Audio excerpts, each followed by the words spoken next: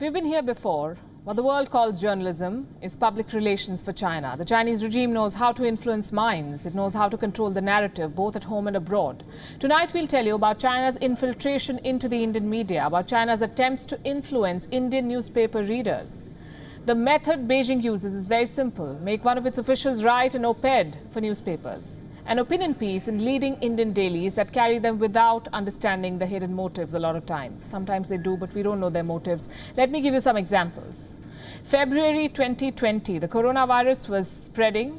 Nobody knew about the danger it posed to the global economies, including India, but China perhaps did. So on the 29th of February, the Chinese ambassador to India, Sun Weidong, published an opinion piece in one of India's leading newspapers, The Economic Times. Look at the title, China's Economy, the Open Road to Development, a one-sided narrative of how the world, and especially India, will need China's help for what was coming.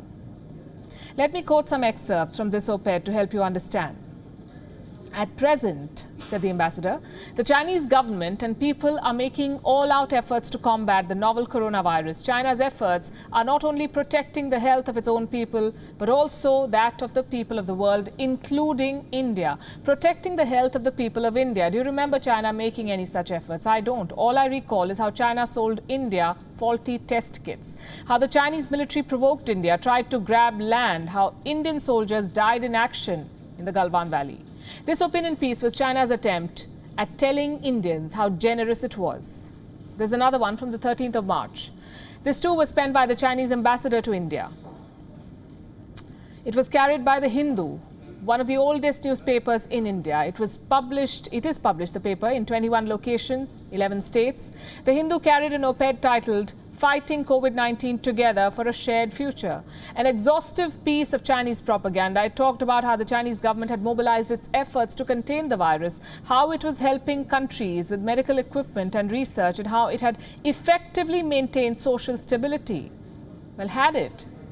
I won't answer it. Watch our reports starting the month of January and you'll have the answer for yourself. These aren't the only newspapers which provided a platform for Chinese propaganda. Almost every leading Indian news daily did this. On the 2nd of April, the Times of India carried this piece, again by the Chinese ambassador. The title, A 7 Decades Journey Charting a New Course for the Dragon-Elephant Tango. The dragon and the elephant shown shaking hands here. On the 6th of April, the Free Press Journal carried this piece. Read the title, India and China Can Show the Way in Fighting the Virus. Co-authored by China's Consul General in Mumbai, Tang Guokai, and Sudhindra Kulkarni, a BJP detractor. The 1st of May, the Chinese ambassador wrote this piece for the Hindustan Times, titled, Viruses Don't Respect Borders, Come Together. I have to agree, they don't. Neither does the Chinese military. The Indian Express carried this piece by the same Consul General. Read the title. COVID-19 has triggered a new wave of China bashing. It has. And is it any surprise? Anyway, these are just some examples of editorials. Then there were advertorials, which is paid editorials.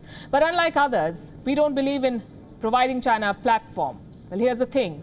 Most media in India, both in print and on TV, maintained absolute silence for months on China's culpability in spreading the Wuhan virus. It took a border provocation by China to burst their bubble. And the silence is not restricted to the Indian media alone.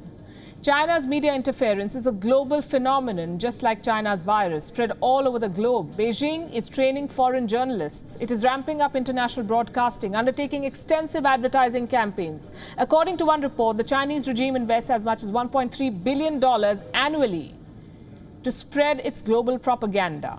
Propaganda designed to look like personal views. But look at the people behind these views. They're Chinese officials mostly, colluding with media outlets to influence minds. Let me wrap with what China does with opinion pieces at home. It edits them. I'll give you an example. In the month of May, the European Union released an opinion piece on the coronavirus. It was co-authored and co-signed by all European Union ambassadors to Beijing. It was meant to celebrate the EU's 45th anniversary of diplomatic relations with China. The European Union called it a friendship letter. Guess what China did with it? It rewrote the piece, removed an entire paragraph which pointed to China as the origin of the pandemic. China censored a friendship letter before publishing it in its newspapers. This is what it does to friends. Imagine what it can do to enemies. There is more to op-eds than meets the eye.